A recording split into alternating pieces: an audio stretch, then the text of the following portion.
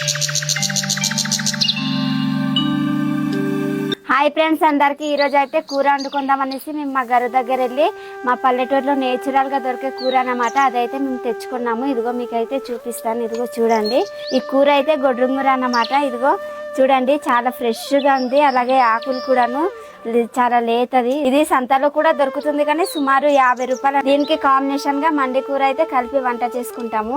కానీ ఇదిగో ముందుగా మా అత్తగారు అయితే మండి కూర కోసేసి మొత్తం ఉప్పు కారము ఉల్లిపాయలు మొత్తం కట్ చేసి మొత్తం కలిపేసింది. ఇదిగో చూడండి, ఇదిగో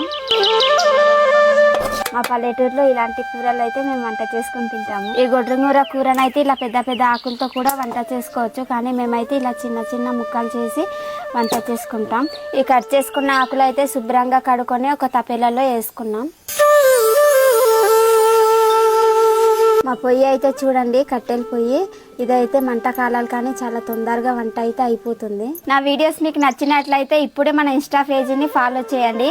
అలాగే మా గిరిజనుల గురించి వీడియో రూపంలో మీకు చూపిస్తాను. సరే ఫ్రెండ్స్, ఉంటాను మరి, బాయ్.